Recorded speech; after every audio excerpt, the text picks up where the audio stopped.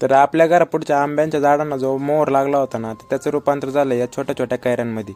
तर आता आपल्याला काय करायचं होतं, तर टिकावाच्या मदतीने ही झाडं टाचाळायची होती.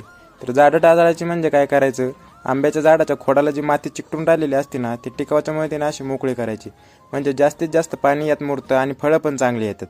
तर चला तुम्हाला आता आमच्या घरापुढची झाडं दाखवतो. तर हे झाड आहे फणसाचं आणि ही झाड आहे चिक्कूची.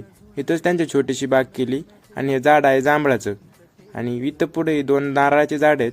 आता बरीच मोठी झालेली आहेत. आणि हे बघा हे आहे पेरूचं झाड, तर त्याला आत्ता पण पेरू लागलेले आहेत. आणि हे बघा हे आहे लिंबुनीचं झाड म्हणजे लिंबाचं झाड. आणि हे केळीचं झाड ते अजून बारीक आहे. आणि या सगळ्यांमध्ये आपला बोर आहे, तर या बोरचंच पाणी या सगळ्या झाडांना असतंय. तर मित्रांनो आपल्या घरापुढं बरीच झाडं त्याच्यामुळे इथं बरेच पक्षी येतात. आणि सकाळ सकाळ तर सांगायलाच नको, तर त्यांच्या किलबिलाट ऐकूनच मन तृप्त होतं. आणि किती जरी कडक उन्हाळा असला ना, तर त्या उन्हाळा आपल्याला बसतच नाही, कारण की या झाडांचा